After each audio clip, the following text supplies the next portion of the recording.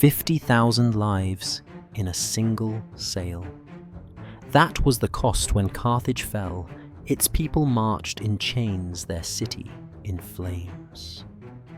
Rome's triumph was not written in marble, but in bodies. Not in gold, but in silence.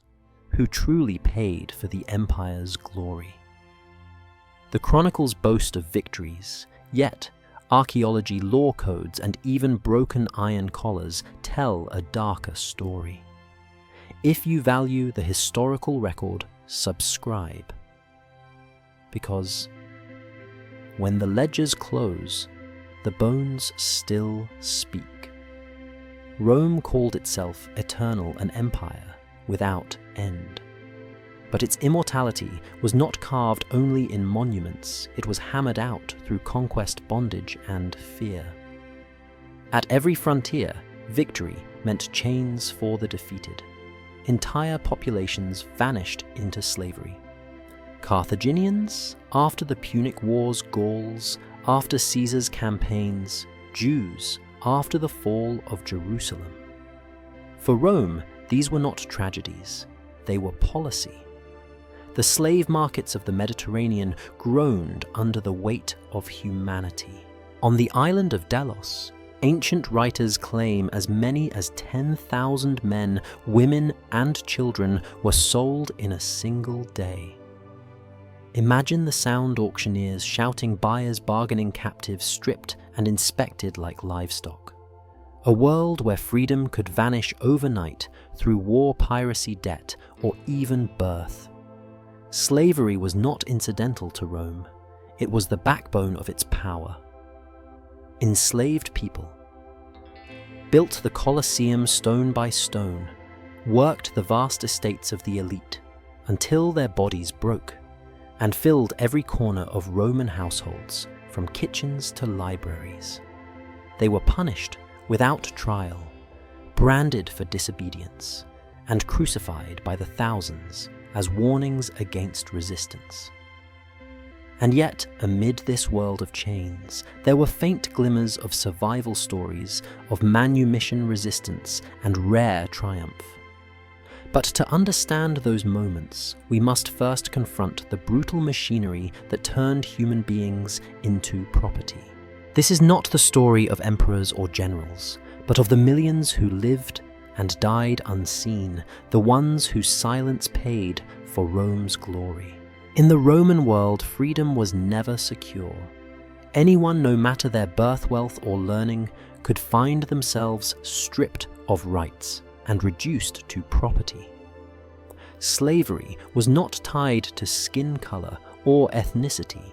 It was tied to circumstance, to the brutal calculus of empire and law. Rome created a system where humanity itself was conditional, and the paths into bondage were as numerous as the stones on its roads. The most devastating route into slavery was conquest. War was Rome's heartbeat, and each campaign brought captives to feed its economy. When Carthage finally fell in 146 BCE, after the Third Punic War, the city was burned to the ground, and 50,000 survivors were sold into slavery.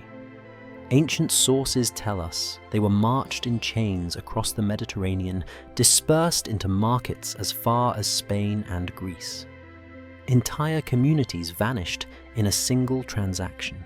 Similar fates befell the Gauls under Caesar, the Jews after the fall of Jerusalem in 70 CE, and countless other conquered peoples.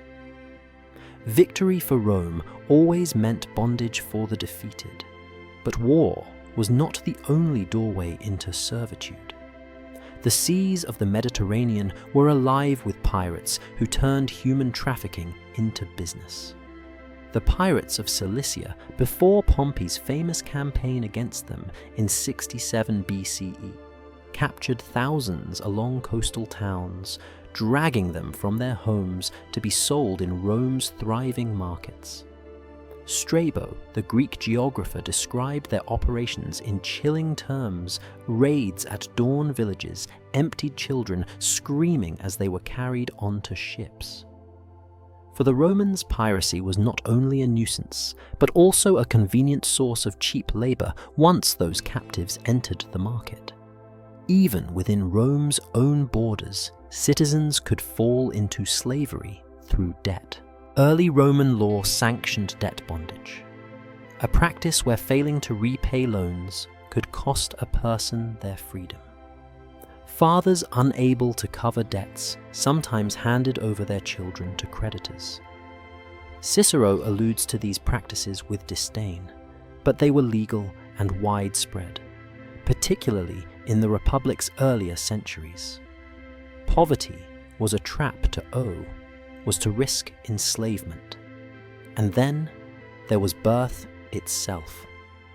Under the Lex Alia Sentia Past, in the 1st century CE, a child born to an enslaved mother inherited her status automatically. No matter the father's position, slave-free or even master, the child was condemned to chains from the moment of birth. Generations were caught in this unbreakable cycle, a lineage of bondage stretching into the future with no chance of escape.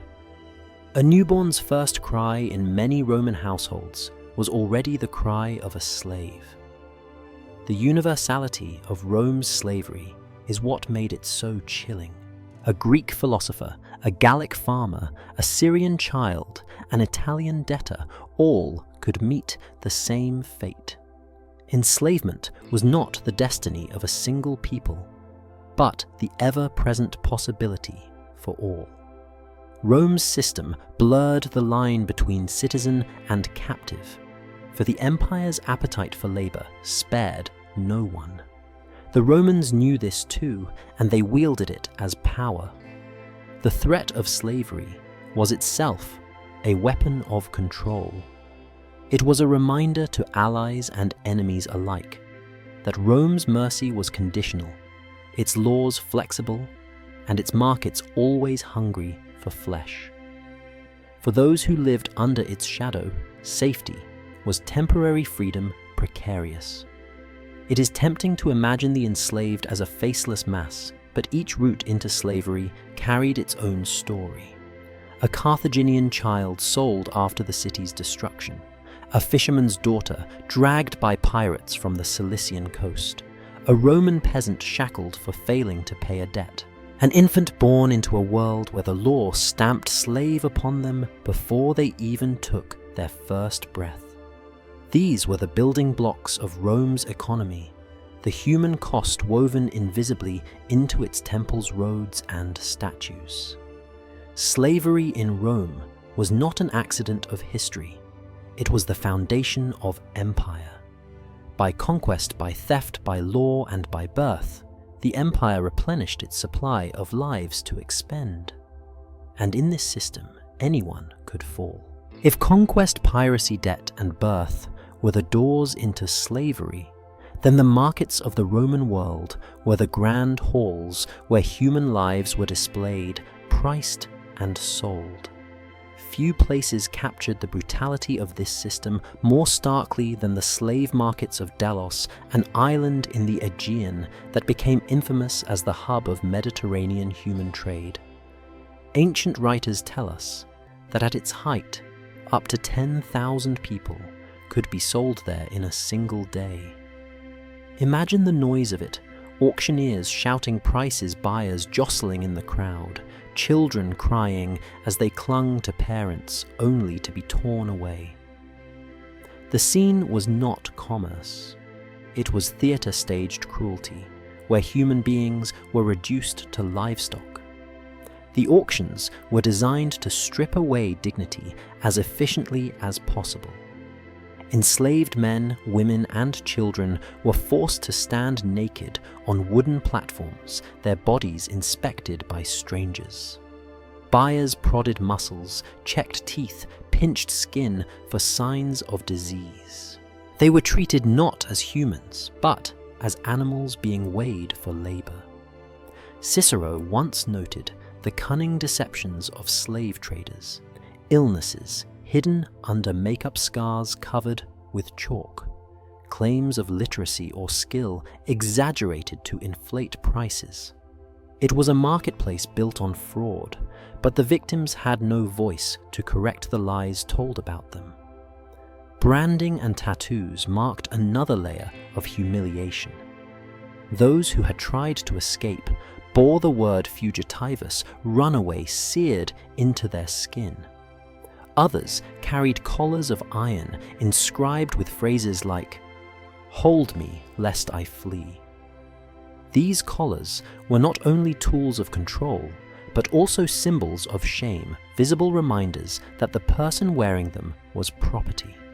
Some collars have survived in the archaeological record, their crude inscriptions speaking across the centuries with a voice sharper than any historian's pen. The market also revealed Rome's hierarchy of value. Greeks were prized above all, often purchased for astronomical sums to serve as tutors, scribes, or household managers. Their education, their familiarity with philosophy and rhetoric, made them status symbols for Roman elites eager to display refinement. A wealthy senator might buy a Greek philosopher as a mark of prestige, in the same way he might commission a marble statue or a villa fresco. Artisans too commanded higher prices. Blacksmiths, glassmakers, and musicians were marketed as living tools of culture and luxury. By contrast, agricultural labourers, Gauls, Thracians, and others captured in bulk during campaigns were sold cheaply, often in groups destined for the harsh fields of the latifundia. Their lives would be measured not in years, but in harvests. Children fetched varying sums. Those young enough to be moulded into loyal servants could be prized, while others were sold as expendable cheap labour. In this theatre of flesh, every detail of the body was a line in the account book. The geography of markets stretched beyond Delos. Rome itself hosted auctions, as did major ports like Ephesus and Corinth. The movement of enslaved people became one of the Mediterranean's largest industries, fueling not only local economies, but the empire itself. Ships carried grain wine and olive oil, but alongside these goods, chained bodies filled the holds packed as tightly as amphorae. Rome's prosperity was inseparable from this commerce. To stand in such a market was to witness a world inverted. Strength became a liability, inviting harsher scrutiny. Beauty became a curse, increasing one's risk of exploitation. Knowledge became a price tag. Stripped of names, enslaved people were reduced to categories strong, back, quick hands, pretty face. Historians sometimes note the Roman obsession with classification by age, skill, origin. But here, that habit was weaponized, turning identities into commodities. It is easy to imagine these markets as places of noise and chaos, but perhaps the most chilling detail is the silence of the enslaved. They were expected to stand still, endure inspection, and accept their fate. Any outburst, any resistance, could lower their value or result in immediate punishment. Their silence was not consent, it was survival. When we read of Delos selling 10,000 souls in a single day, we are tempted to dismiss it as exaggeration. Yet, archaeological and textual evidence supports the scale. Strabo called it a thieves' den for all the world, and the ruins of warehouses suggest massive volumes of trade. These markets were not aberrations. They were central to Rome's economy and culture. The statues and temples of Rome were financed by the same system that auctioned human beings in the open air. The phrase slave market sounds clinical, but in the Roman world, it was a stage where humanity was dismantled and sold piece by piece. And once the hammer fell, a new life began, one of toil, fear, and endless service. But the first wound, the deepest scar, was inflicted here, where dignity was stripped away in front of the crowd. If the slave markets were the stage where lives were priced, then the latifundia were the vast theatres of endless labour where those lives were spent. The latifundia Rome's sprawling agricultural estates covered the Italian countryside like scars carved into the land. They produced the grain, olives, and wine that fed Rome's population and filled its treasuries, but the real cost was measured in human bodies. Pliny the Elder, writing in the 1st century CE, noted the scale of these estates with admiration, but behind his words lies a truth he could afford to ignore. They were worked by chained gangs of enslaved men and women who rose at dawn and laboured until darkness. Overseers wielded whips and carried rods, ensuring that no moment of the day was wasted. To the Roman elite, these slaves were not people, but tools no different than oxen or ploughs, and just as expendable. Life in the latifundia was a rhythm of exhaustion. At sunrise, the enslaved gathered under the lash tools, distributed orders barked, wheat fields demanded constant attention. Vineyards required pruning and harvest. Olive groves needed tending through every season. There was no pause, no rest beyond what the overseers grudgingly allowed. Archaeological remains of slave barracks, crude windowless rooms sometimes underground, tell us how little value was placed on their comfort. They were herded into these spaces at night, packed together like animals, only to be dragged out again when the sun rose. Chains were common. Field slaves were often shackled to prevent escape, their ankles bound by iron links that clinked as they worked. Some were even yoked together in pairs, a grim parody of cooperation. Seneca once referred casually to the ergastular slave prisons hidden beneath the estates where disobedient labourers could be confined in darkness. These underground cells were not rare exceptions, but part of the infrastructure of agriculture, as essential as granaries or wine presses. Mortality rates were staggering. Field slaves lived harsh, short lives, often dying from malnutrition disease or sheer exhaustion. Unlike household slaves who might occasionally secure favour or better conditions, those in the latifundia were considered utterly replaceable. A dead worker could be replaced at the next auction.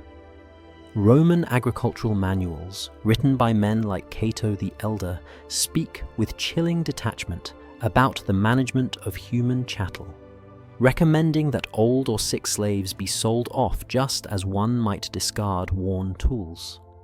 To read these texts is to confront the complete erasure of compassion from the economic logic of empire, and yet it was the labour of these enslaved multitudes that sustained Rome's famous abundance. The bread that fed the city, the wine poured at banquets, the oil that lit lamps in patrician villas, all of it was the product of hands that trembled with fatigue. Rome's festivals, with their extravagant displays of plenty, carried the hidden weight of suffering buried in distant fields. We can glimpse this hidden world, not only in texts, but also in the land itself. Excavations in southern Italy have uncovered tools, shackles, and the remains of slave quarters, all pointing to the sheer scale of forced labour. In some cases, the bones of the enslaved show signs of malnutrition, repetitive strain injuries, and untreated fractures. Their bodies became the true record of Rome's economy. The irony is that while Rome's elites feasted on the fruits of the latifundia, they also worried about their consequences. Writers like Pliny lamented that the growth of huge estates was swallowing small farms erasing the old republican ideal of the independent citizen farmer. But this moral regret did not translate into mercy for the enslaved. The system continued expanding as Rome's conquests supplied fresh captives for the fields. The latifundia also became sites of resistance. Though escape was difficult, small acts of defiance persisted. Work slowed tools, sabotaged harvests, spoiled. These gestures rarely succeeded in breaking the system, but they remind us that the enslaved were not passive victims. They fought in whatever small ways survival allowed. Some joined larger revolts like the Great Slave Wars of Sicily or the uprising led by Spartacus. Many more resisted simply by enduring, by living through one more day, despite a system designed to grind them down. When we think of Rome's countryside, we imagine rolling hills, vineyards, and olive groves shimmering in the sun. But beneath that pastoral image lies another truth. A landscape of forced labor of shackled bodies, bending under heat of overseers' whips slicing the air. The latifundia were not farms. They were factories of human misery, feeding the empire with the lives of those who had no voice. If the latifundia were Rome's hidden furnaces burning through human lives in distant fields, then the city itself was the great stage where enslaved labor became impossible to ignore. In Rome, slaves were everywhere visible, in every household, every workshop, every construction site. The city's grandeur was not built on marble alone. It was upheld by the endless service of men and women whose names have vanished, though their labor still echoes in stone and shadow. Urban slavery was varied, and in some cases deceptively enviable compared to the fields. Yet, beneath the surface, every enslaved life was bound by the same truth. They were property disposable, their fate tied to the whims of their masters. The harshest labor fell to those driven into construction. Rome's monuments, the aqueducts that carried water across miles of countryside, the theatres that dazzled crowds, and the Colosseum itself, rose from the toil of thousands of enslaved hands. Travertine blocks, weighing tons, were dragged into place by gangs chained together, their muscles straining until collapse. Inscriptions sometimes credited emperors or architects, but never the workers who perished beneath falling stone or from exhaustion. To visit these monuments today is to walk through a graveyard without markers. Others served within the intimacy of households a role that could oscillate between privilege and peril. The wealthy prided themselves on filling their villas with skilled slaves, scribes who copied letters and documents, pedagogi who tutored their children, cooks who prepared elaborate meals, attendants who dressed and groomed them. Educated Greek slaves were especially prized, their refinement serving as a symbol of their master's taste and cultural capital. Owning a Greek philosopher as a slave was not just a luxury, it was a statement of Roman dominance over conquered Greece itself. But even in the seemingly refined world of domestic service, the dangers remained. A misplaced word, a dish served too cold, a garment improperly arranged. Any of these could provoke harsh punishment. Household slaves lived under constant surveillance, their proximity to their masters offering no guarantee of safety. In fact, closeness could mean greater vulnerability to whims of anger or lust. For some, the city offered work in trades or shops. Enslaved artisans crafted pottery, worked as barbers, or managed stalls in markets.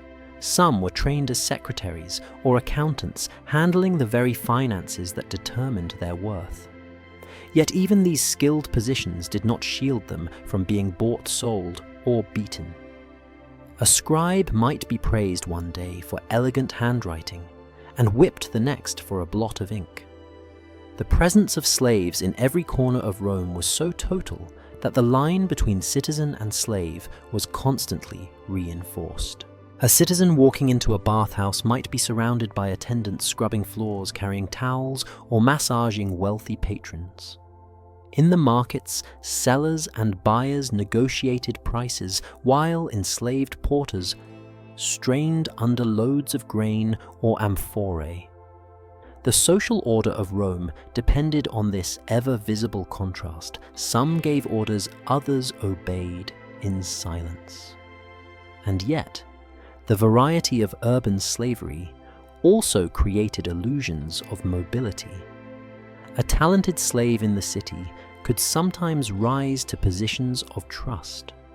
Some managed entire households or estates, acting as agents of their masters. A few even accumulated wealth on behalf of their owners, allowed to keep a fraction for themselves. This gave rise to stories of slaves who bought their freedom and later thrived as freedmen. But for every rare story of upward movement, countless others ended in obscurate broken bodies, discarded without recognition. What united them all was vulnerability. Whether hauling stone for the Colosseum, reciting Homer in a villa, or sharpening razors in a barbershop, every enslaved person in the city lived under the shadow of absolute authority. The law recognized no distinction between the field hand collapsing in dust and the scribe bending over parchment. Both were subject to the lash to sail to death at the whim of another. It is tempting when walking through Rome's ruins to marvel at the ingenuity of its engineers, the luxury of its villas, or the refinement of its culture. But the truth is that every column, every mosaic, every feast depended on enslaved labor. Rome's brilliance was a mirror, and the reflection was cast by those forced to serve without choice, without rest, without hope of remembrance. In the city, as in the fields, Rome's greatness was built on silence, and the silence belonged to the enslaved. In Rome, fear was not an accident of slavery, it was its foundation. Every enslaved person, whether chained in the fields, working in the markets, or serving wine in a villa, lived beneath a simple truth. The master's word was law, and the law offered them no shield. Rome's legal system, so often praised for its sophistication, stopped at the slave's skin. A master could beat, brand, or even kill without consequence, so long as he could frame it as discipline. Control was enforced not only with whips and chains, but with the constant awareness that mercy was optional, cruelty a right. The visible symbols of this system were iron collars, some of which survive in museum cases. Thick, heavy, and inscribed with humiliating texts, they announced ownership and obedience. One recovered collar reads, "Hold me lest I flee. If you return me to my master, you will be rewarded." To wear such words around one's neck was to carry both a leash and an advertisement of helplessness. Branding was another common mark, a scar burned into the body to declare one's status. Runaways, when caught, often bore tattoos on their foreheads, a permanent punishment that stripped away any chance of blending in or reclaiming dignity. Punishment was swift and varied. A small mistake could lead to a flogging carried out publicly to remind others of their place. Rebellion, however minor, was met with brutal spectacle. A sullen look, a muttered word, even a pause too long before obeying could be read as insolence, and insolence could escalate into savagery. Seneca the Younger, writing in the 1st century CE, acknowledged the cruelty he witnessed in Roman households' masters who beat slaves daily, not out of necessity, but out of habit, asserting control through constant violence. The philosopher himself, a slave owner, advised moderation, but moderation meant little when law permitted extremes. Nowhere was this clearer than in 71 BCE, when the great revolt of Spartacus was crushed. The rebellion had terrified Rome. Tens of thousands of slaves had defied their masters, armed themselves, and nearly toppled a system built on their submission. When Marcus Licinius Crassus finally defeated them, he made an example so horrific that it still chills us today. Along the Appian Way, stretching from Capua to Rome, 6,000 captured rebels were crucified. For over 100 miles, the road became a gallery of suffering, each body nailed to wood, left to die slowly under the sun and the eyes of travelers. Appian records that the crosses stood for weeks, a grim forest of agony, designed not just to punish the rebels, but to terrorize every slave who walked beneath them. This was fear as policy. Crucifixion, branding, collars, all were forms of propaganda. They reminded the enslaved that resistance meant not just death, but a death designed to erase dignity, to make suffering into a warning. Even small-scale discipline followed this logic. Masters sometimes locked slaves in darkness for days. Without food, exposed them to cold or heat, or forced them into cruel games of endurance. It was not enough to control bodies. The system sought to break spirits.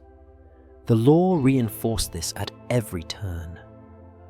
Enslaved testimony in court was only accepted under torture.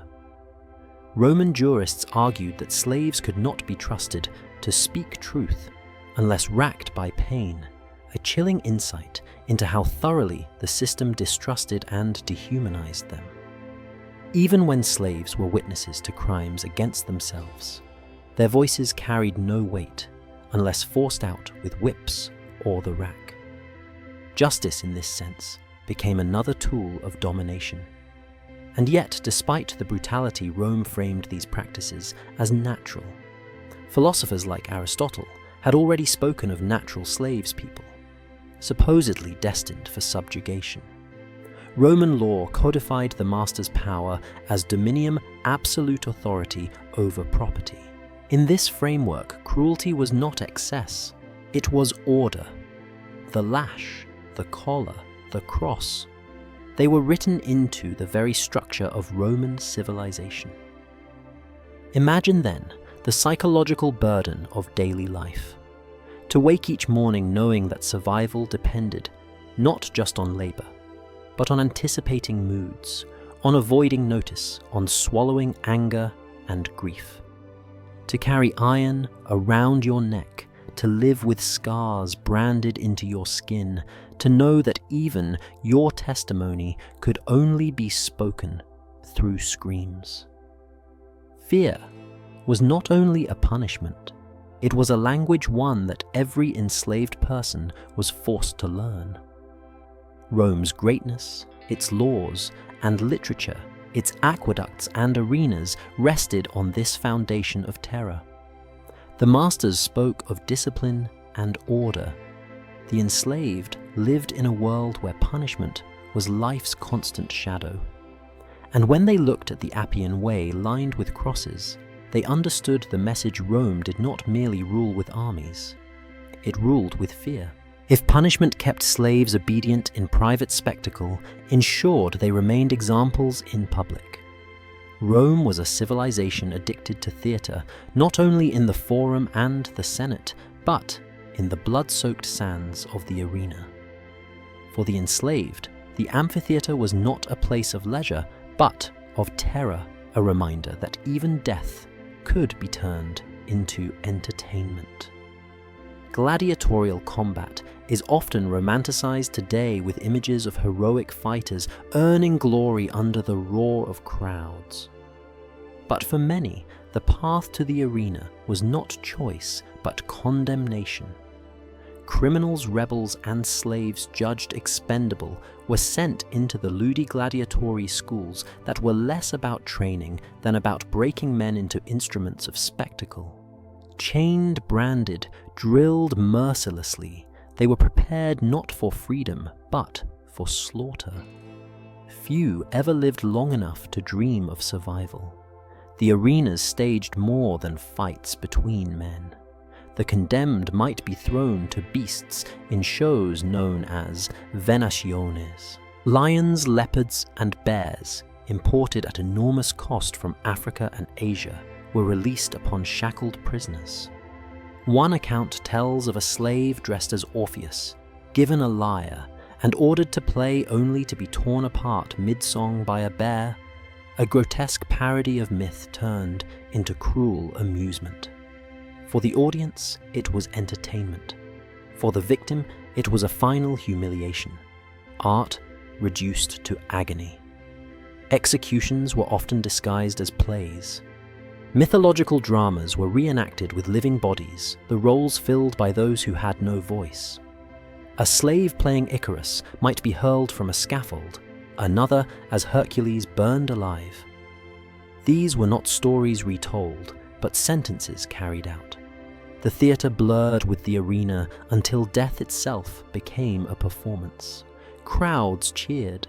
Senators sat in the front rows. Emperors watched from gilded seats. The same Rome that celebrated Cicero's oratory or Virgil's poetry also roared approval at the tearing of human flesh. To the enslaved, the message was clear. Their lives and deaths were spectacles, owned by the state currency, in the endless pursuit of power and pleasure. And yet, the system justified itself with perverse logic. The arena Romans claimed was a school of courage. Watching men die well was said to instruct the citizens in fortitude. Seneca wrote admiringly of those who endured agony in silence, treating their deaths as moral lessons for the free. But the men he praised had no choice in the matter. Their silence was not philosophy, it was despair. For slaves, the threat of the arena loomed constantly. Attempt escape, fight back. Even small rebellions could end not only in death, but in a death designed to entertain others. After the Spartacus revolt captured, rebels were not just crucified. Some were forced into the arena, armed with poor weapons, pitted against trained gladiators or wild animals, their execution stretched into spectacle. Rome's cruelty was not satisfied with ending life. It had to display its power through suffering. The Colosseum itself, begun under Vespasian and completed under Titus, stands as the most enduring monument to this appetite. Tens of thousands could gather to watch their cheers echoing over the groans of the condemned. For the enslaved, it was the ultimate symbol of their condition. Rome could turn even their deaths into theatre, their agony into applause. It is easy to admire the ruins today, to marvel at the arches and the engineering. But to stand there without remembering the lives consumed within is to see only half the truth. Beneath the sand, archaeologists have uncovered bones chains and remnants of cages, silent witnesses to the human cost of Roman grandeur. The spectacle of slavery was not just about control, it was about erasure. By turning punishment into entertainment, Rome stripped its victims of humanity twice, first in life, then in death. Their suffering became a backdrop for leisure, their last moments drowned by laughter and cheers. For the enslaved, survival meant not only enduring labor and discipline, but knowing that at any moment their bodies could be offered up for the amusement of others.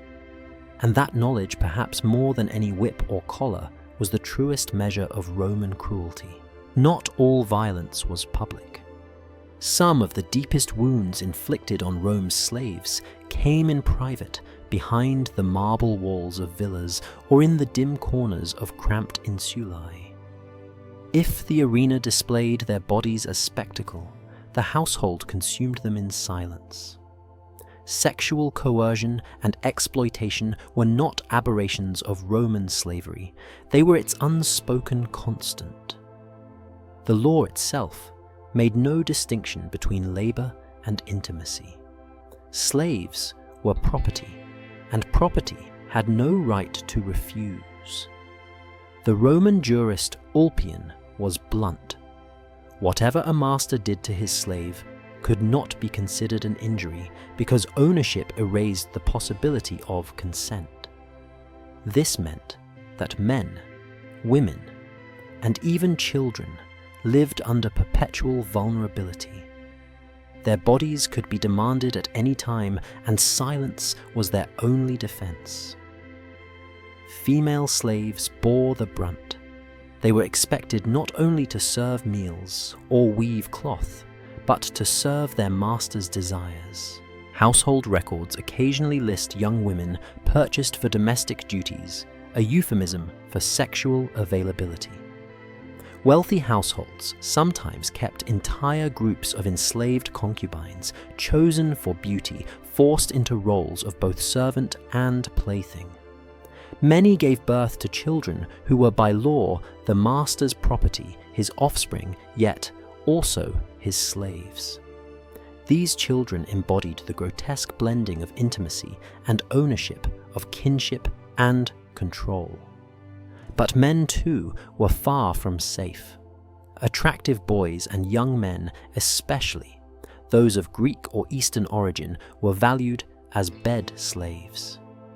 Roman satire and poetry, though cloaked in humor, reveal the open assumption that male slaves existed for their master's pleasure. Martial's epigrams joke of such arrangements. Juvenal mocks the decadence of households where boys were passed around as though they were cups of wine.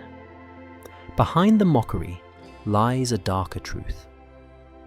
The laughter of free Romans depended on the silence of the enslaved.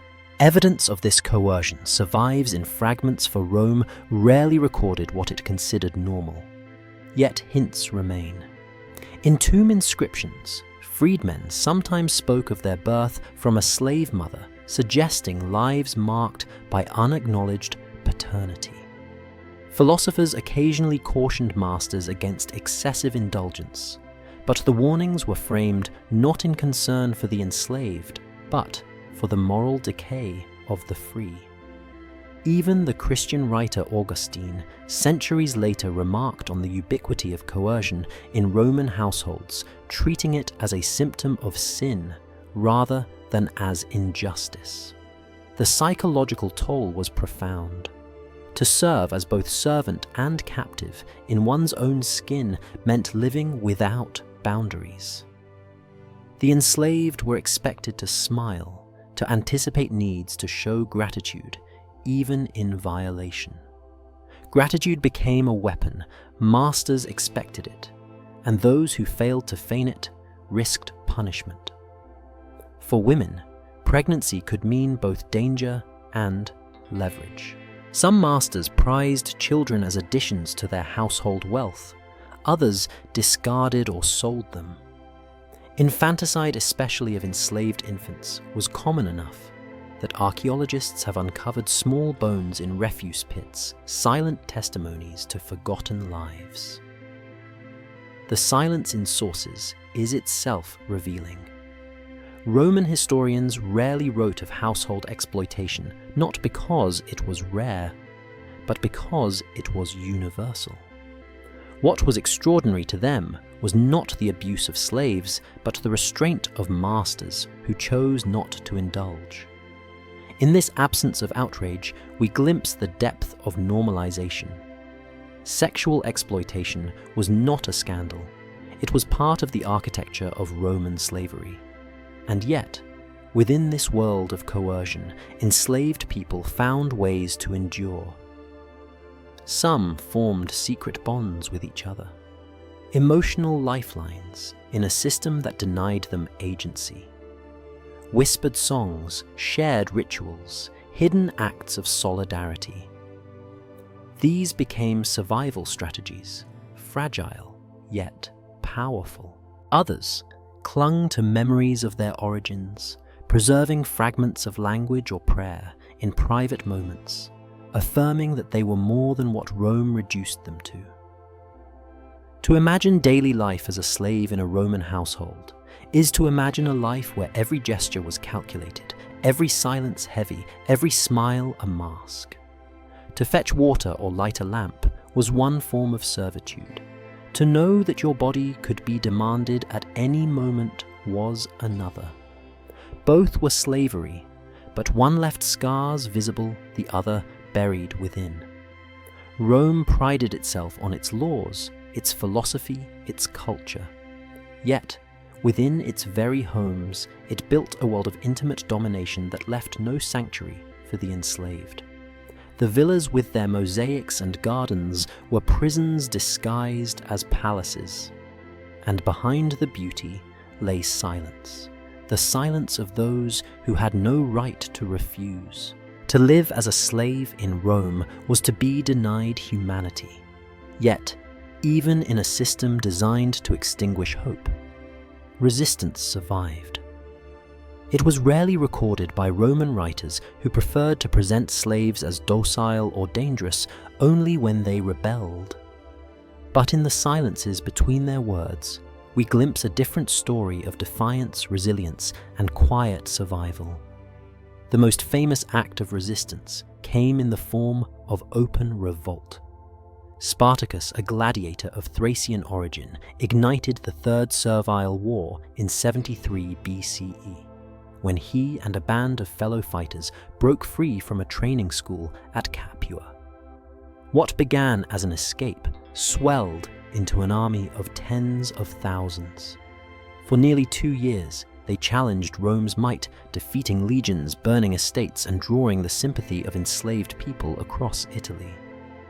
Though ultimately crushed, the revolt was a stark reminder that Rome's foundations rested on lives that refused to be forgotten.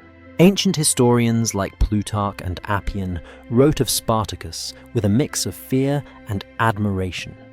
Fear of what he represented, admiration for his tactical genius. His rebellion remains the most visible scar on the facade of Rome's invincibility. But rebellion was not always grand or bloody. Resistance thrived in smaller hidden forms. A slave could feign illness to slow the pace of labor.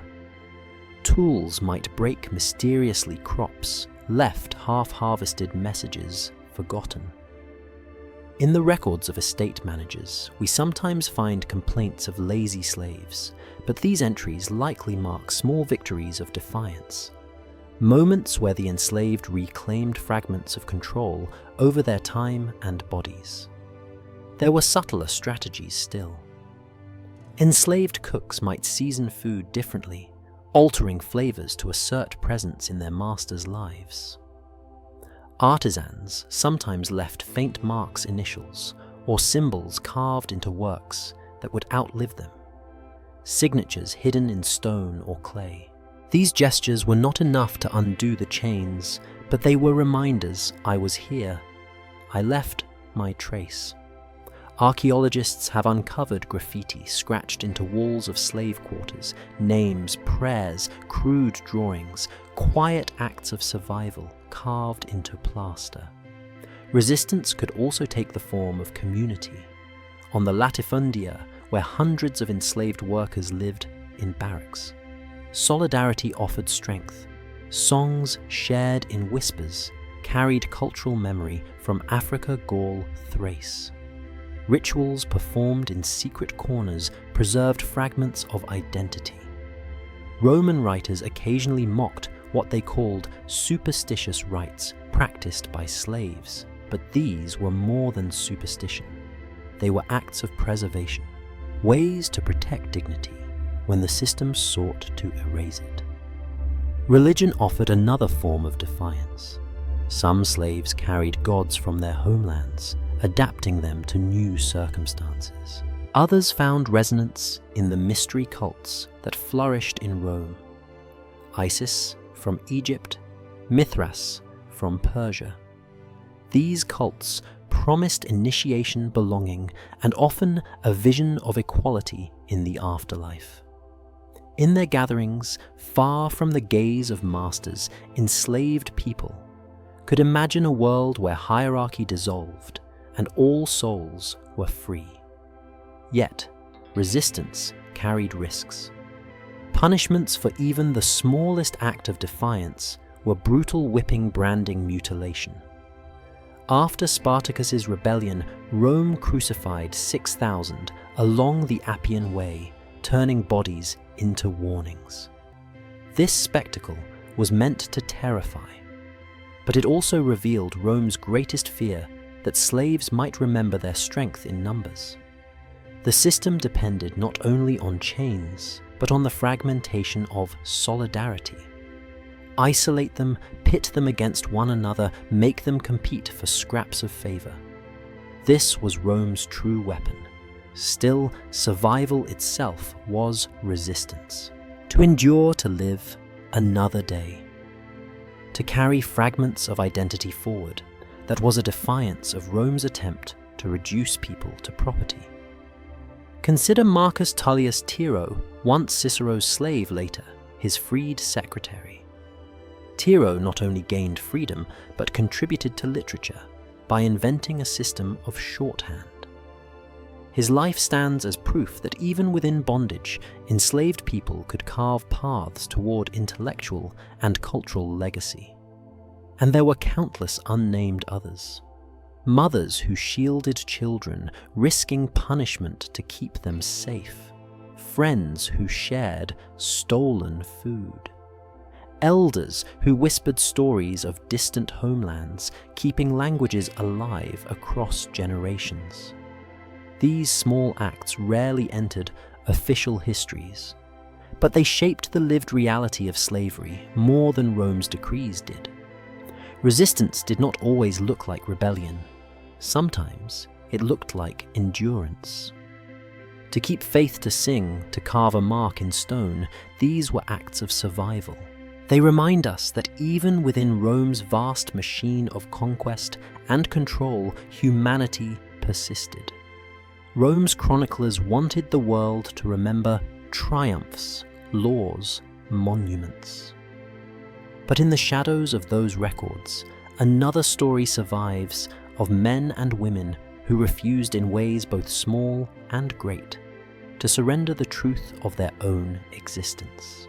For most enslaved people in Rome, the prospect of freedom was distant, fragile, and uncertain.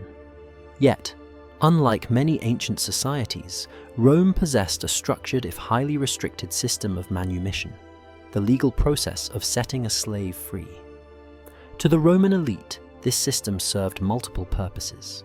It offered incentives for obedience, preserved the illusion of justice, and reinforced the social hierarchy by turning the freed into loyal dependents. For the enslaved, however, it represented the faintest glimmer of hope, the possibility of stepping out of bondage and reclaiming, however imperfectly, a life of one's own.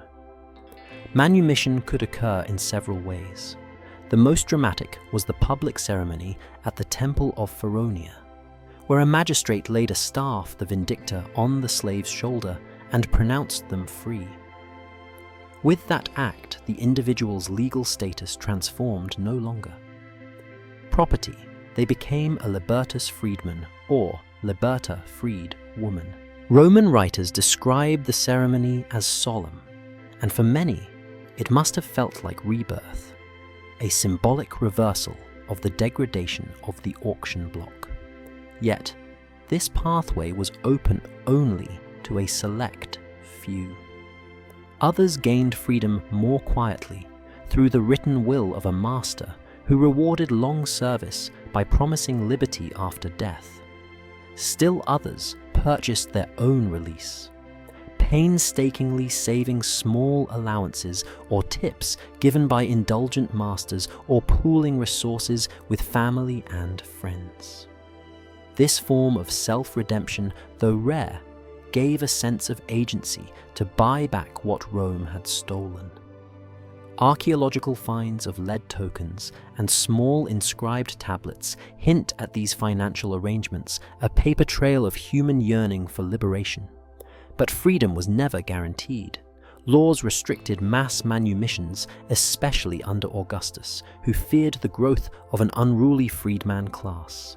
The lex fufia caninia limited the number of slaves a master could free in a single will, binding liberty to quotas. The lex alia sentia imposed age restrictions. A slave under 30 could not be freed without special cause, while an owner had to be at least 20. These laws reveal a society anxious to balance the promise of freedom with the constant need to reinforce control.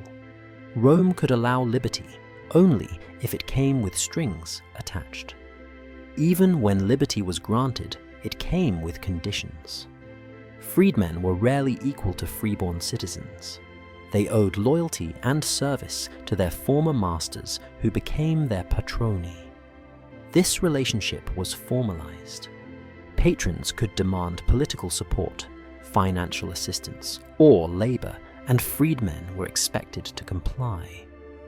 In return, patrons offered protection, a continuation in some ways of the power dynamic of slavery.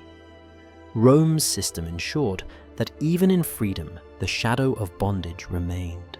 Yet despite these constraints, manumission reshaped lives. Some freedmen rose to remarkable prominence. The most famous was Marcus Tullius Tiro Cicero's secretary, once enslaved but later freed. Tiro not only managed Cicero's vast correspondence, but also developed a system of shorthand notae Tironianae that influenced writing for centuries. His story, preserved in scattered references, shows that freedom could open the door to cultural and intellectual contributions otherwise impossible in bondage. Others made fortunes in trade or craft. Because Roman elites often disdained direct involvement in commerce, freedmen stepped into that space, becoming merchants, ship owners, and entrepreneurs. Some amassed wealth great enough to endow monuments, tombs, and even public works. In Pompeii, inscriptions on shopfronts and civic buildings bear the names of freedmen who left their mark on the urban fabric. Their rise, however, did not erase stigma. Elite authors like Juvenal mocked freedmen for aspiring to gentility, sneering at their wealth as vulgar and their status as tainted. For freedwomen, the path was narrower. Many remained tied to households, often serving as concubines or dependents. But inscriptions reveal stories of freedwomen who became patrons of temples or managed family businesses. One epitaph honors a freedwoman named Naivalea Tyche, who built her own grand tomb in Pompeii, a rare assertion of agency and visibility in a world eager to erase her past. Still, freedom was precarious. A freedman could never forget the chains he had worn. His children, though freeborn, carried the burden of memory. Whispers of their parents' servitude lingered. Political power remained out of reach. The highest offices of Rome were closed to liberty, a reminder that freedom in Rome was partial, conditional, and never truly equal. Yet, even partial freedom mattered. To move from slave quarters to a home of one's own, to raise children who were citizens, to stand in a marketplace, not as a commodity, but as a trader. These were victories, however fragile. They were testaments to resilience, to the human ability to seize opportunity, even within oppressive systems. In the paradox of manumission, we see Rome's contradictions laid bare. The empire depended on mass enslavement, yet dangled freedom as a tool of control. It crushed rebellions, but rewarded obedience with liberty. It branded men and women as property, then turned some into cultural patrons and political clients. Through this uneasy system, millions lived in the shadow of chains, while a few walked out into the fragile light of liberty. Rome liked to speak of its greatness in terms of marble forums, gleaming aqueducts, and law codes carved into bronze. But beneath those achievements lay another foundation, an economy built on human bondage. Slavery was not an accident of conquest. It was its engine. Every Roman victory fed the markets, every rebellion crushed, refueled the system, every expansion of territory produced another flood of bodies to be commodified. When Rome spoke of prosperity, it was speaking of the profit wrung from chains. The statistics are staggering, even if imprecise. By the late Republic, slaves may have composed as much as a third of Italy's population. Their labor permeated every sphere of Roman life, tilling the fields, working the mines, crafting household goods, building monuments, serving in domestic roles, and even acting as clerks and accountants in the bureaucracy of empire. Rome was not simply a slave-holding society, it was a slave-powered economy. Without the constant influx of captives, its machine would have faltered. Conquest supplied this stream. After the sack of Epirus in 167 BCE, the general Aemilius Paulus ordered 150,000 inhabitants sold into slavery. Plutarch tells us that the spoils were so immense that Rome suspended direct taxation on its citizens for decades.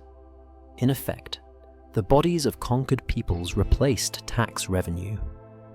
War became not only a means of dominance, but a fiscal policy, the same pattern repeated after the destruction of Carthage 50,000. Carthaginians reduced to property their sale financing further campaigns.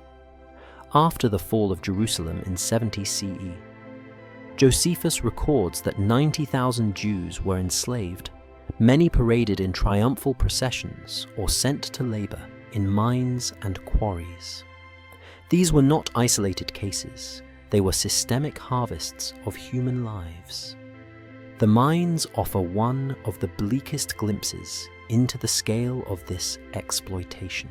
Enslaved people were sent into the depths to extract gold, silver, and copper materials that funded Rome's coins and armies. Ancient authors describe conditions so appalling that survival beyond a few years was rare. Pliny the Elder hinted at the brutality when he wrote of men digging out their own destruction from the earth. Archaeological evidence from Spain's Rio Tinto mines supports these accounts. Narrow tunnels, cramped chambers, and skeletal remains of malnourished workers reveal lives consumed by the insatiable appetite of empire. Agriculture was another pillar.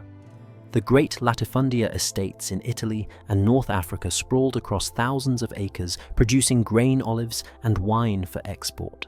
These plantations relied on gangs of chained laborers, often guarded by armed overseers. Their productivity fed Rome's urban population and sustained the empire's image of abundance. Yet the cost was staggering mortality. Inscriptions reveal that owners routinely replaced dead slaves with new captives, treating human beings as renewable stock. The economy of chains was at its core an economy of exhaustion and replacement. What makes this system even more striking is how normalized it was. Roman elites rarely questioned the morality of slavery. Instead, they rationalized it as natural, even virtuous. Cicero could praise liberty, while depending on Tiro, his enslaved secretary, for the survival of his career. Seneca, the philosopher of Stoic calm, advised moderation in the treatment of slaves, not abolition. To them, the enslaved body was as much a tool as a plow or a chisel. That dissonance, the celebration of justice alongside systemic exploitation, was not a contradiction in Rome, but its organizing principle. And yet the enslaved were not only victims, but the invisible backbone of Roman identity. Freedmen and women, once enslaved, became artisans, merchants, even benefactors of towns. Their children entered the citizen body, contributing to Rome's culture and economy. But always, their presence reminded society of the machinery that had elevated it. The grandeur of the empire was inseparable from the silent labor that sustained it. The economy of chains also shaped Roman politics. Wealth from conquests enriched generals who used the sale of captives to reward soldiers and buy loyalty. The distribution of enslaved labor reinforced patron-client systems, binding freedmen to their former masters. Even Rome's social welfare. The grain dole that fed the poor depended on agricultural output produced by enslaved hands. Every thread of Roman society, from Senate debates to tavern gossip, was touched by the reality of slavery. When we admire the resilience of Rome's empire, we must ask resilience. For whom prosperity? For whom? For every marble arch, there were fields of unmarked graves. For every victory parade, columns of chained captives. For every suspension of taxes, families ripped from their homes. The economy of chains was not a side effect of empire, it was empire. Rome's grandeur was not just built on marble and muscle, it was built on stories. Stories told by philosophers, jurists, and poets who sought to transform raw brutality into reason. The Roman world needed to believe its vast slave system was not merely profitable, but natural, even moral. And so it wrapped chains in rhetoric, turning conquest into destiny and servitude into a supposed law of nature. The roots of these justifications stretch back to Greece. Aristotle, centuries before Rome's dominance, described the concept of natural slaves people. He argued who lacked the rational capacity for self-rule and were destined to serve others. Romans eagerly adopted this idea, citing Greek philosophy as intellectual armor for their practices. If slavery was natural, then conquest was not theft, but fulfillment. If some were born to rule, others must be born to obey.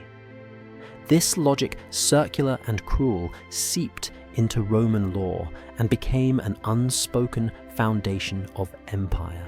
Roman jurists codified the institution with meticulous precision. The Institutes of Justinian would later summarize what had long been accepted. Slavery is an institution of the law of nations, whereby someone is subjected to the ownership of another contrary to nature. The contradiction was stark. Jurists admitted slavery violated nature, yet still framed it as a universal condition sanctioned by custom. In this way, the law did not erase the injustice, but normalized it.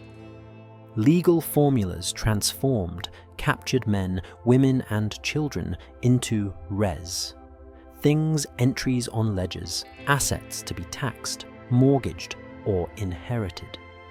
Violence became paperwork. Philosophers too contributed to the silence. Cicero, who waxed eloquent about liberty and the dignity of the Roman Republic, owned and relied on enslaved secretaries, scribes, and copyists. His letters brim with orders for the purchase of educated Greek slaves as if they were rare books or fine furniture. Yet he could write in the same breath that the good of the people is the highest law. For whom was that law written? Certainly not for those transcribing his speeches under compulsion. Seneca, the Stoic philosopher, offered a more complicated view. He counseled masters to treat slaves with a measure of humanity, reminding them that slaves are human beings, our companions, humble friends. Yet even his appeal reinforced the hierarchy. By framing kindness as a choice of the master, Seneca, left the institution itself unchallenged. The chain was never questioned, only the whip. This selective morality allowed Rome's intellectuals to appear wise and humane, while accepting cruelty as inevitable. Literature and myth added their own sheen. Poets described slaves as fate's victims destined to serve, while comedies by Plautus and Terence often portrayed enslaved characters as clever tricksters, humorous, but never truly free. These caricatures dulled the edges of reality, transforming suffering into entertainment.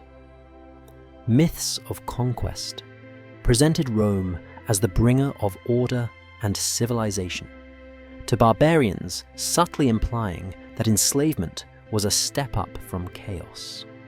For the enslaved themselves, this narrative erased their past, painting their cultures as primitive, their loss as gain. The silence of religion also mattered.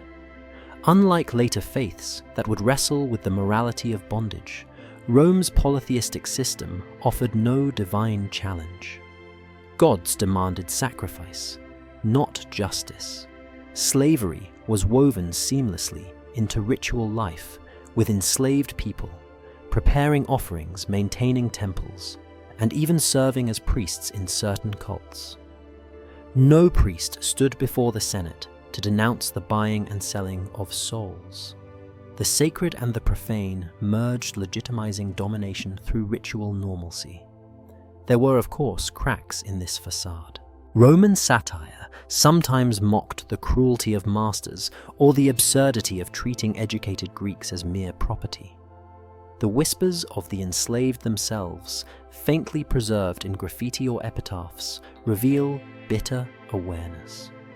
One freedman's tombstone defiantly declared, "I was once a slave, now I am free. Death makes us equal." Such voices, though rare, punctured the myth, reminding posterity that Rome's narrative was not the only one. But overwhelmingly, Rome chose to look away. Its justifications reveal a society desperate to reconcile brutality with civilization. By clothing slavery in the language of philosophy, law, and myth, Rome shielded itself from the truth that its greatness depended on the systematic dehumanization of millions. When we read Cicero's speeches or admire Stoic wisdom, we confront a paradox. How could a culture so attuned to justice and reason so thoroughly blind itself to the cries beneath its own roof? Perhaps the answer lies in the convenience of myth. Stories not only explain the world, they excuse it. For Rome, the myth of natural servitude excused the unthinkable, allowing empire to flourish untroubled by conscience. And yet, beneath the myths, the reality endured the sound of chains in fields and quarries, the whispers of secret resistance, the weight of lives reduced to assets.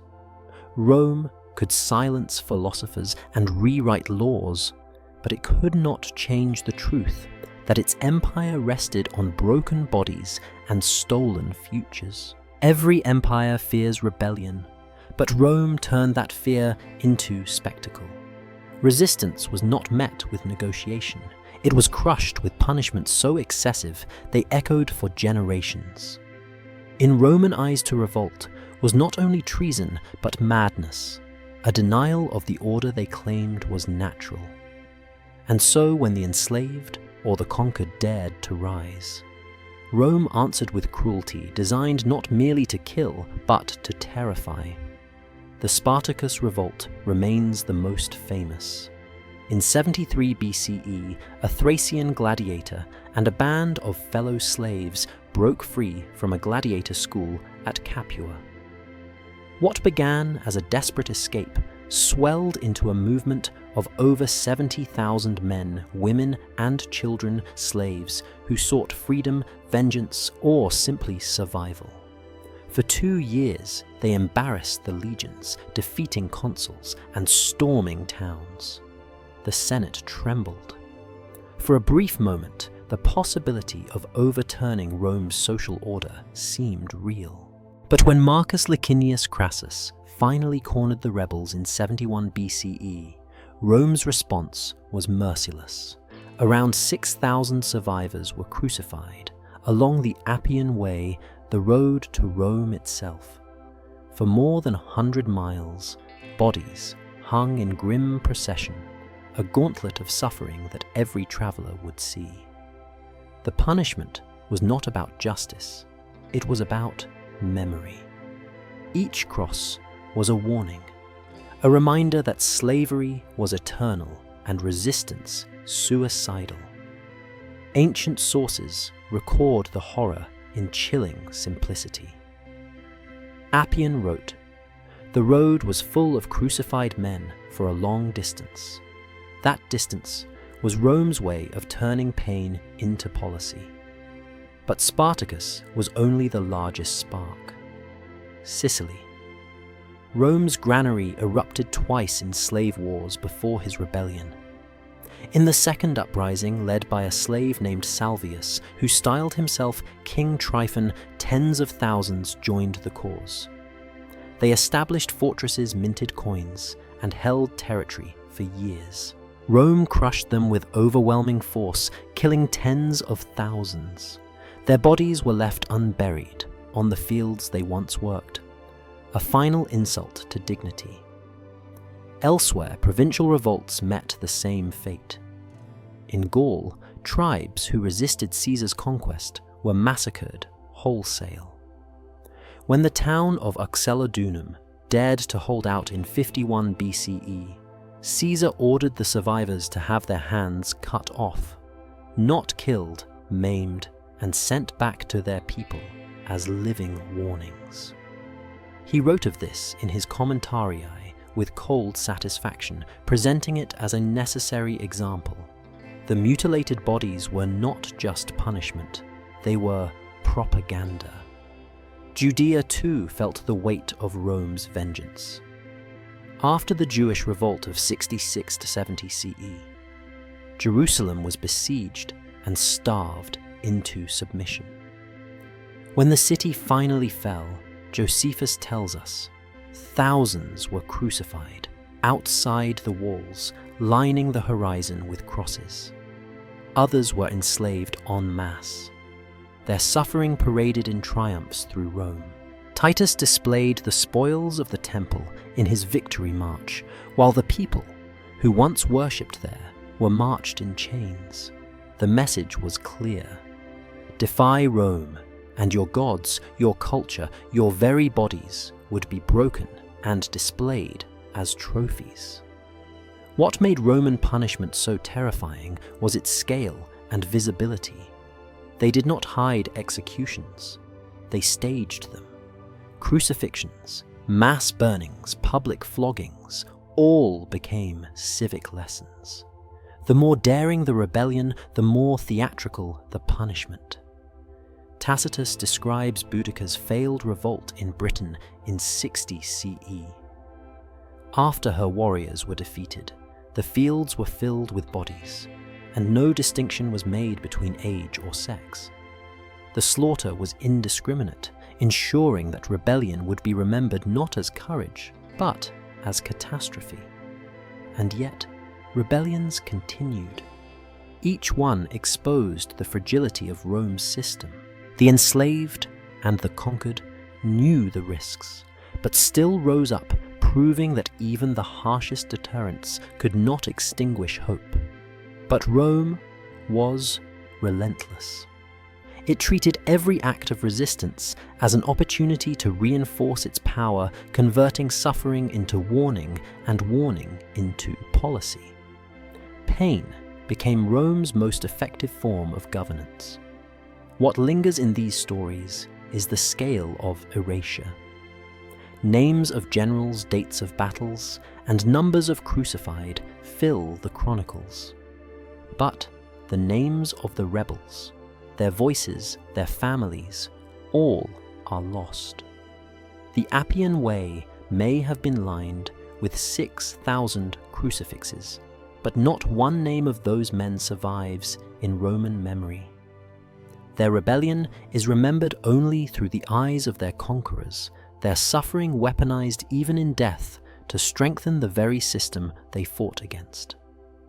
This is the paradox of Roman history. Rebellion was silenced by overwhelming cruelty, yet its echoes survive. The crosses along the Appian Way are gone. The mutilated survivors of Uxellodunum long buried. The cries of Jerusalem silenced by time. But the record-thin, hostile fragmentary still tells us enough to know what Rome wanted us to remember. Resistance was met with annihilation. And what Rome wanted us to forget, that rebellion was born of desperation, of a human refusal to accept chains as fate. In Rome, the chain could sometimes be broken, but never fully cast away. The paradox of Roman slavery was that while millions remained trapped for life, others tasted freedom through manumission. Yet even for the fortunate few who escaped bondage, liberty was not equality. Freedom came wrapped in stigma, bound by law, and haunted by the memory of chains. Manumission, the legal act of freeing a slave, was both celebrated and feared. Rome's laws carved out pathways for release, but always under the watchful eye of the state. A slave could be freed by a formal ceremony before a magistrate, often at the Temple of Feronia, where a symbolic touch of the master's hand declared them al libertus, a freedman. Others were freed through wills, promises of loyalty or money painstakingly saved from meager allowances. In rare cases, acts of bravery in war or exceptional service within a household earned liberty. The spectacle of manumission was a reminder that even in freedom, the master remained the arbiter of fate. Yet Rome did not grant liberty without limits. The Lex Fufia Caninia, passed under Augustus, restricted mass manumissions in wills, ensuring that elites could not flood society with freedmen at once. The Lex Aelia Sentia imposed age requirements. A master had to be at least 20, the slave at least 30, for manumission to be valid. These laws reveal both the ubiquity of manumission and the anxiety it provoked. Freed slaves were useful to Rome, loyal clients, tax contributors, laborers who owed gratitude, but too many could disrupt the delicate social hierarchy. Once freed, the libertus entered a strange twilight of identity. They could own property, marry legally, and even accumulate wealth. Some rose to immense prosperity, becoming bankers, merchants, or cultural patrons. In Pompeii, graffiti and inscriptions record freedmen who commissioned grand tombs, eager to display their success. Freedmen could not hold the highest political offices, yet their children born free could rise higher. This opened a narrow but real channel of social mobility that distinguished Rome from other ancient slave societies. And yet stigma never faded. A freedman remained bound to his former master through obsequium, a duty of respect and service. Many continued to act as clients expected to show up at their patron's house each morning, bowing and offering loyalty. The very word libertus carried a reminder of past bondage. Freedmen could be wealthy, influential, even admired, but they were never fully accepted as equals by Rome's aristocracy. The stories of individual freedmen reveal both opportunity and constraint. Marcus Tullius Tiro, once a slave of Cicero, became a scholar in his own right, inventing a system of shorthand still studied today. His writings preserved his master's works and secured his own place in history. Others, like the imperial freedmen of the early empire, wielded extraordinary political power, managing finances and even influencing succession. Men like Narcissus and Pallas under Emperor Claudius held sway that senators envied. But their origins were never forgotten. Their enemies mocked them as upstarts in freedmen's clothing, proof of how deeply the stain of slavery clung. For most life as a freedman was modest. They worked in trades, ran shops, or labored as artisans. Many used their freedom to secure better futures for their children, turning the pain of their past into investment for the next generation. Tomb inscriptions often bear simple but poignant words. Freedman but honest. Freedwoman, devoted wife. These voices carved in stone reveal a desire not just for remembrance, but for dignity, to claim space in a society that had once denied their humanity. The paradox of freedom also exposed Rome's contradictions. The empire celebrated itself as a beacon of law, order, and civilization, yet millions remained enslaved. Philosophers spoke of liberty as the highest good, even as they dictated letters through enslaved scribes. Freedmen stood as living reminders of this hypocrisy, proof that Rome could acknowledge humanity while refusing equality. Their existence showed that the system was not monolithic, but their limited liberty also reinforced the structure. Manumission did not challenge slavery, it stabilized it, offering just enough hope to keep despair at bay. And so freedom in Rome was both real and illusion. For the individual freedman, it could mean transformation, new identity, new opportunities, a legacy for children. But for the institution of slavery, it was a safety valve, a way to renew loyalty and preserve hierarchy. The chain was broken for one, yet reforged for many more. Today, when we look at the tombs of freedmen in Pompeii or the names carved on tablets, we see the dual legacy of Rome's paradox. Freedom was possible, but never pure. It carried shadows of gratitude, duty, and stigma. Rome gave liberty with one hand and withheld equality with the other.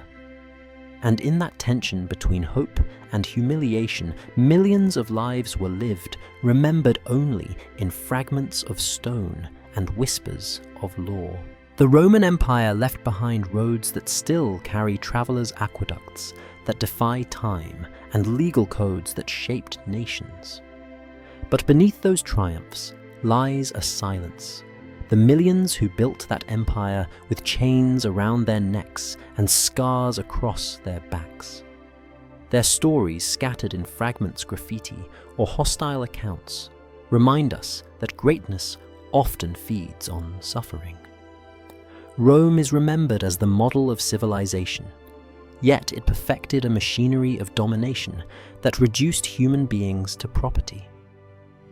The paradox of its legacy is that the glory we still admire was inseparable from cruelty.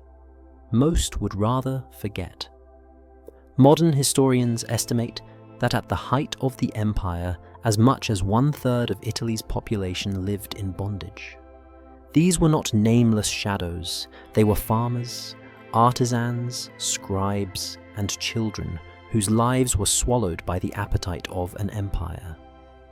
Yet their voices rarely appear in the records. Roman writers, senators, and generals filled volumes with speeches about justice, but few words about those who served their tables or built their monuments. Silence was itself a weapon, an erasure that ensured the oppressed could not claim their humanity, even in memory. And yet, archaeology speaks where chronicles do not. In Pompeii, a graffito scrawled by an enslaved worker reads, "I have fled. Catch me if you can." In the ruins of Delos, iron shackles rust in the soil where markets once sold thousands a day. In tombs across Italy, freedmen carved proud epitaphs, insisting on their names and virtues, even when society denied them status. These traces resist oblivion. they tell us that Rome's victims were not merely property. They were people yearning for recognition in life and remembrance after death. The legacy of Roman slavery forces difficult questions. Should we measure a civilization by what it built or by what it destroyed? Is Rome to be celebrated for its art, philosophy, and engineering, or condemned for the human cost behind every marble column? The truth is, both. Rome's light was fueled by its darkest practices.